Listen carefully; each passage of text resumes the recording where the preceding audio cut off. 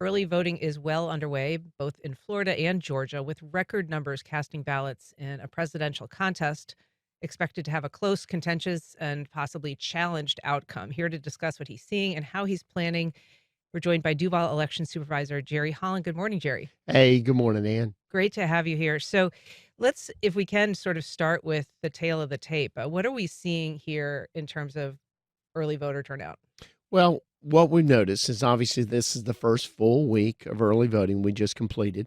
We've gotten back about 143,000 ballots in from early voting. The turnout was very good.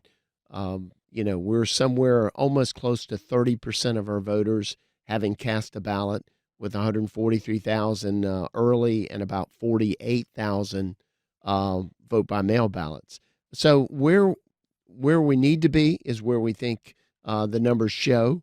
What we want to see is about 400,000 voters vote prior to Election Day. That would be a good number.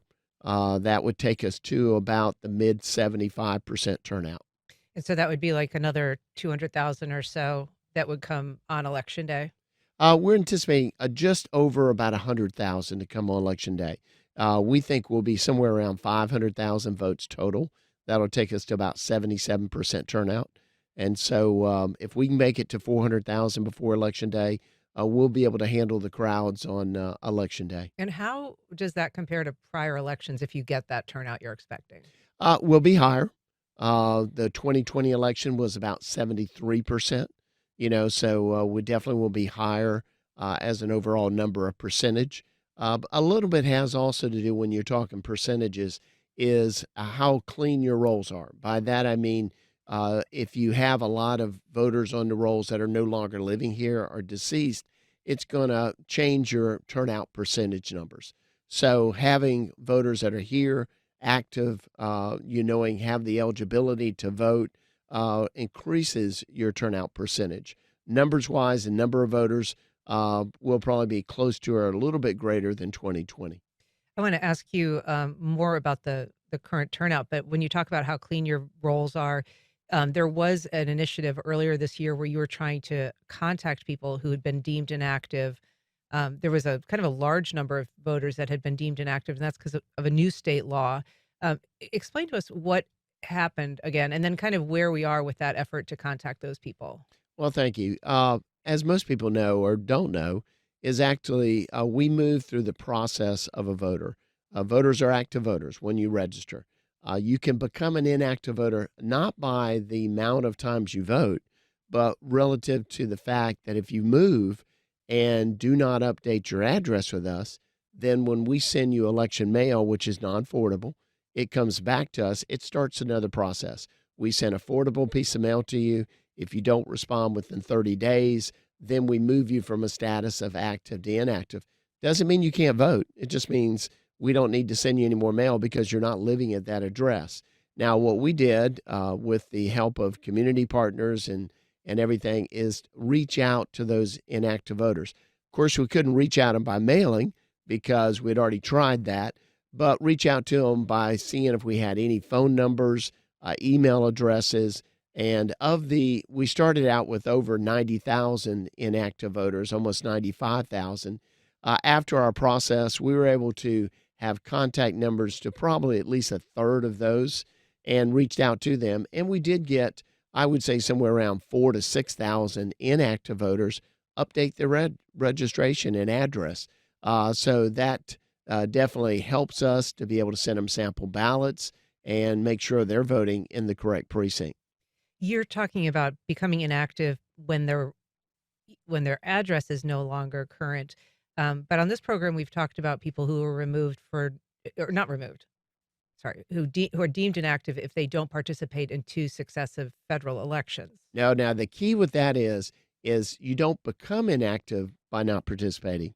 But if you're inactive status and you don't participate in two federal elections, you move to the third stage, which is ineligible, which just means you have to re-register. You're probably no longer here, but if you move back here, then it's a re-registration process. Okay, that's a very important clarification. Thank you for that. If you're just joining us, we're talking about election prep and security with Duval Elections Supervisor Jerry Holland. You can join our conversation on air by calling 904-549-2937. You can also email firstcoastconnect@wjct.org or reach out on social media. Um, so I want to talk to you a little bit about safety and security. That has been a big topic nationally. Some places have had some very strict protocols put into place um, that themselves are a little bit scary to hear about drones and SWAT and sniper and and those are in some particularly contentious places like in Lucerne County, Pennsylvania, or Maricopa County, Arizona. Um, you have dealt with contentious elections in the past, but what are you hearing? What are you preparing for? Who are you in contact with in ahead of election day? Well, without a doubt, it is a concern across the elections community. We work hand in hand with the FBI. They've come and toured our facilities, Homeland Security, CISA, the Cyber Infrastructure Security Agency. So you're looking at threats or security issues on several levels. Threats when it comes to cyber attacks, threats when it comes to physical altercations, also coming to the protection of your equipment, your building, those kind of things. So it's several levels that you're concerned about. We were, obviously concerned at the beginning of last month with some concerns that maybe of receiving mail that could have dangerous materials within them. So we had to put protocols in to open mail in an enclosed room, an enclosed. It's almost like where you put your hands through a box that has gloves and you open the envelope inside that to make sure there's no substance. All those things to make sure putting the room in a secured room where, because what happens if we get a piece of mail that has a dangerous substance in it, it could shut down that entire building that we're in. So isolating where we open the mail so that it doesn't stop the entire election process in that particular building. Those are some of the things we had to look at. The other side is really, as many people concerned, and poll workers are, the physical threats. Now, what we've heard mostly from our partners in the security side is we do not believe that during the election process we'll see that as much as maybe after the election process. The reason for that is both sides of, on candidates and everything, both believe their candidates are going to win. Therefore, there's nothing to fight over at this point necessarily. But on the other side, too, what we've seen is voters, some of them, they're more sensitive, to the surroundings. They're more sensitive to, are they being watched? Are they being, given a fair opportunity to vote? So they're kind of hypersensitive. And I have to inform my poll workers is, listen, you're not there to confront. If you give them instructions, but they seem like they don't want to follow, like maybe they're talking in the room and you just instruct them, please be quiet, but don't take it further. Don't confront, don't escalate the situation, de-escalate it by just letting every voter when they finish will leave.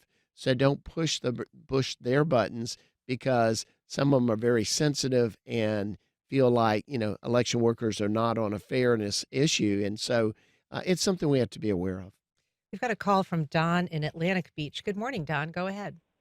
Good morning. I just wanted to call and compliment Jerry Holland on his managing the system. I worked in 5 elections, and we had heard many times, "Oh, people that I don't vote, it's not honest, blah blah blah." So I wanted to know what was going on. So I was fortunate enough to be in 3 different positions during those 5 election cycles, and I got to tell you, it's the most secure system. The people that are involved in the system are honest and upfront. And anytime you want to work in a specific position, there's a 4-hour or more training course for that position. Kudos to Jerry Holland. Thank you, sir. Thanks for that call, Don. I was mentioning to you before the show, we had a visitor from State Voices Florida this last week. They're going around and just meeting with media organizations to try to answer questions and offer some resources, during this season. And their representative had just really high praise for you, said that you're the most responsive election official in the state, which I think says something. Well, I tell you, I think something that builds confidence in the election process, that transparency is responding to people when they have questions, when they send you, I give out my cell phone numbers. It's on the website. People will call me or text me. They have my email address. When they have concerns, responding as quickly as possible. Because one thing about we've learned on social media, if there's something negative out there on elections or this is happening and it's wrong, it will spread like wildfire. So we have to put that fire out, give the truth, give the facts, and communicate with people. If we're not communicating, it gives the impression we're hiding something. And I think that lacks, integrity and fails when it comes to confidence in the elections. Got a call from Tim. Good morning, Tim. Go ahead. Good morning. Yes, sir. Last time you were on the show, I asked you if you felt that the 2020 election was fair, and then you kind of said, well, it's questionable. Don't want to put words in your mouth, sir, but I'm just saying, if you feel that it was a questionable election, could you actually pinpoint exactly why you think and where you think it was a questionable? And if you think that's true, then what would make us think that your system is not questionable? Thank you so much, sir. I actually think you're doing a great job. Well, thank you, sir. What I spoke about then is, I get asked the question I've been asked. Do you think the 2020 elections were fair? Do you think it was stolen? Any of those terminologies. My statement, as always, and it's been consistent, is I have no facts whatsoever, personally, that the election was stolen or there's something of that nature. But what I do say is this. What I saw as a bystander is the lack of transparency. I saw election officials not willing to answer questions. I saw in Pennsylvania where they'd covered some windows and they said they did that while the voting tabulating process because they wanted the security of the workers. What I saw was the lack of transparency. How I overcome that is be transparent, and that's evident by the people who see how we run, how they have questions, and we answer that. So I've never responded as it comes to the equipment.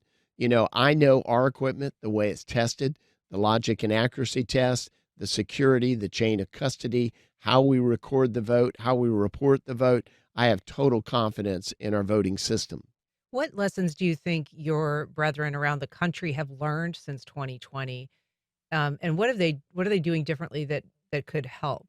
Well, what I hope they've learned is to be transparent. And I know that sounds redundant, but it's really about communicating to the public and answering their questions because so much of it there's the urban legends of elections, we call it. It's the things, it's like even they don't count the vote by mail ballots unless it's close.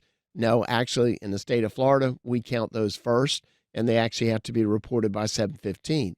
One thing as far as I would like to see throughout the states is we're not consistent how we do elections. Florida, I think, does a very good job.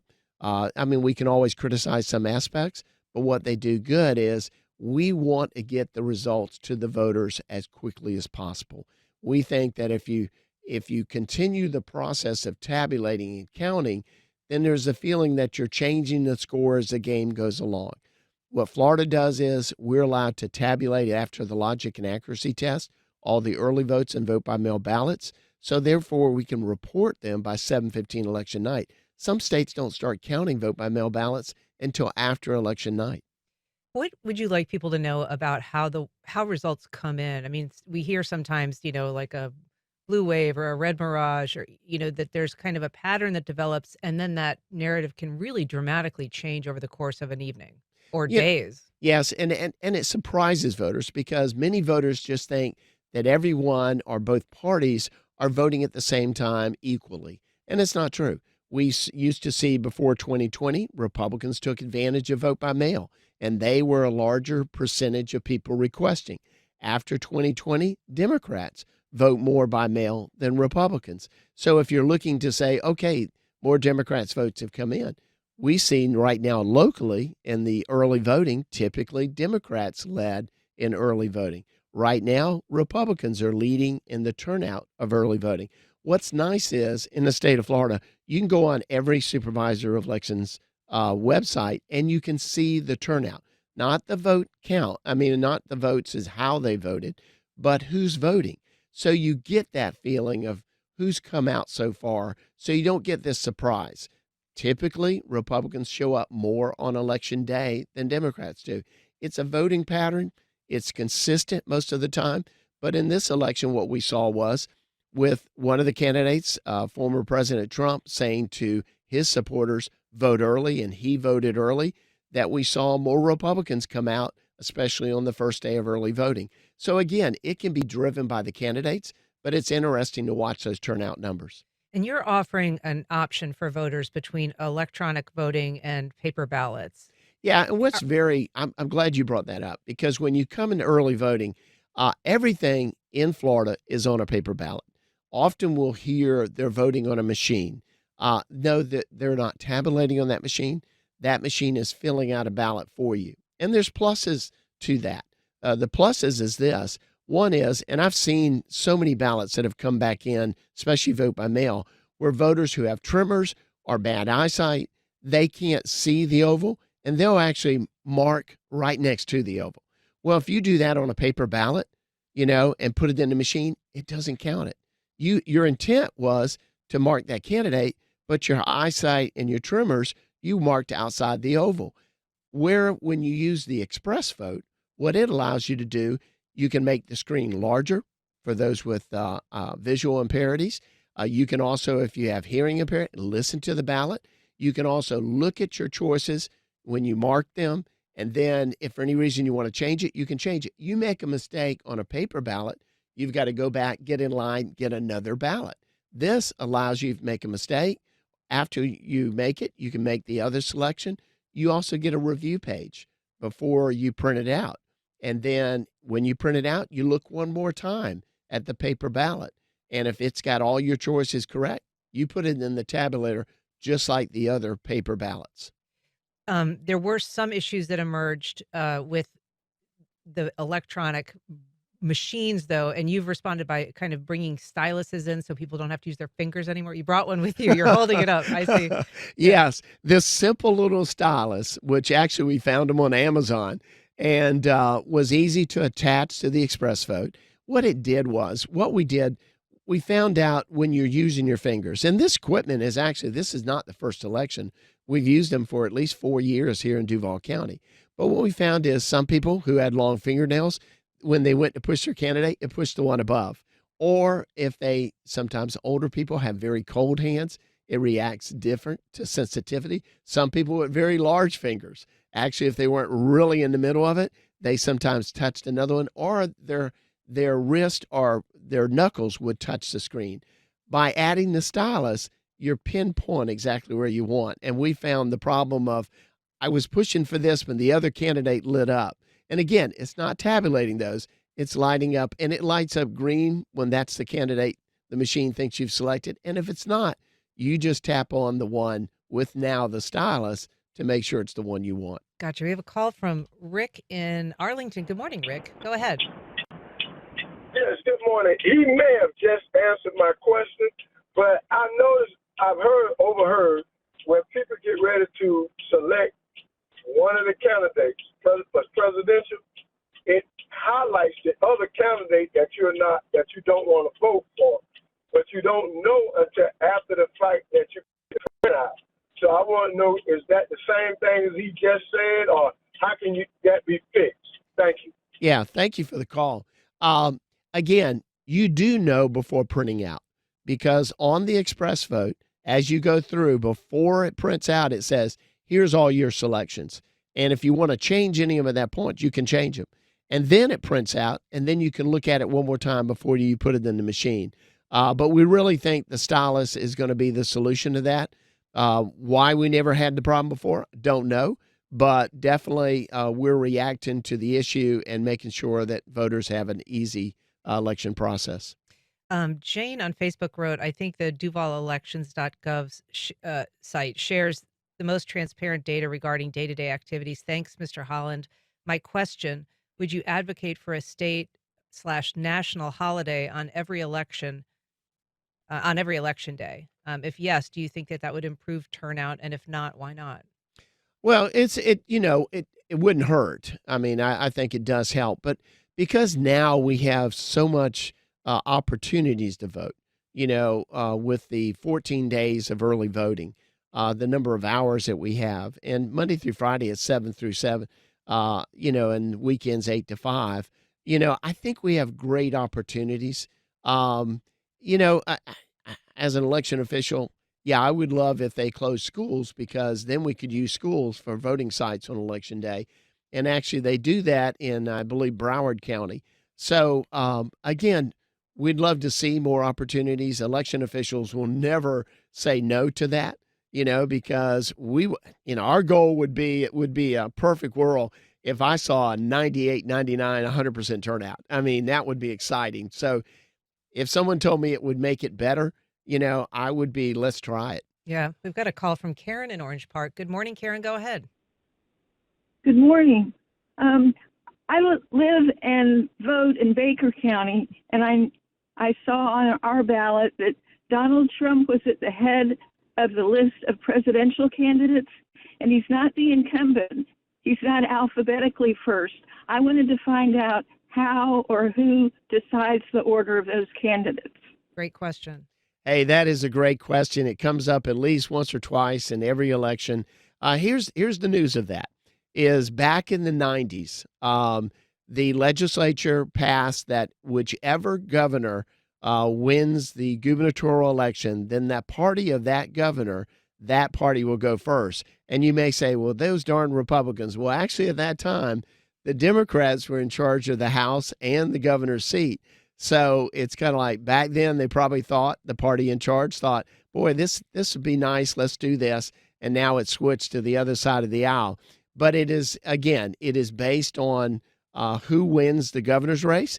If we get a Democratic governor, you will see the Democratic candidate first in those statewide positions and those national positions. Question from Tom at NAS Jax. Good morning, Tom. Go ahead. Yes, good morning. Mr. Holland, I've asked you this question before, and I'm sorry to say I did not ask it correctly. Florida no longer participates in reciprocity between other states to know who's registered to vote and if they voted. I understand there was a national database, but Florida withdrew from it because the governor didn't like that there was a Democrat who was running it. So seeing how we don't have access to that national database, how would you know if an individual voter voted here in Florida as well as someplace else because you haven't got access to the information? Good question, Tom. Well, Tom, thank you. In fact, I was one of those. I supported Eric when I was supervisor of elections before. And that is the national database that we don't participate in anymore. It's the Elections Recorders Information, Center. And so basically, it was, I thought, a good thing because it allowed us to share our voter registration database with other states. There was some political issues. There was some things where there were some strings where they wanted some certain voter registration activities. I don't know. It really, I pushed for it when I was supervisor before between 05 and 15. The state got into it after 15, and then they got out of it before I came back in 2023. They talked about, and there was a prototype with Nexus to do other database exchanges. And so there were some prototypes, and we tried to be one of those testing counties, but they had a few counties to do that. So I know they're still looking at other ways we can exchange information and do that. A lot of that searching of eligibility or duplicate voters and others is on the responsibility of the Division of Elections.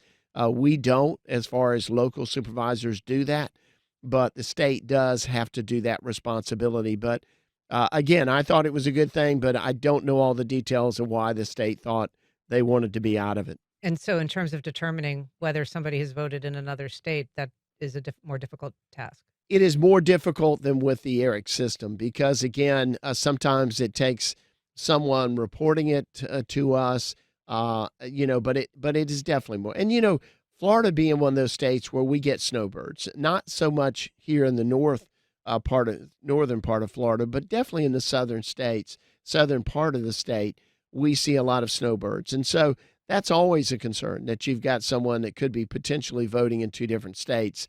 And so it is illegal, and they do, if they find them, they prosecute, as we know, But again, I've got to think it's harder to find them than it was before. I'll try to get one or two more quick questions. Steve, just briefly go ahead. Hi, Jerry. I think you do a great job.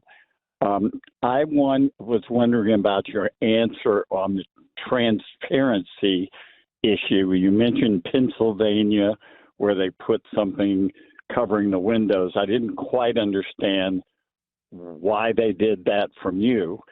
And what were other areas of lack of transparency that concerned you about the 2020 election? Thanks, Steve.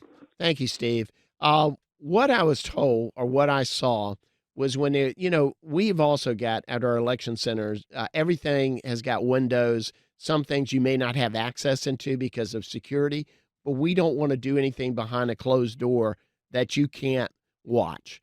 And so when covering windows, when I say lack of transparency, it gives you the suspicion you're doing something that someone shouldn't see.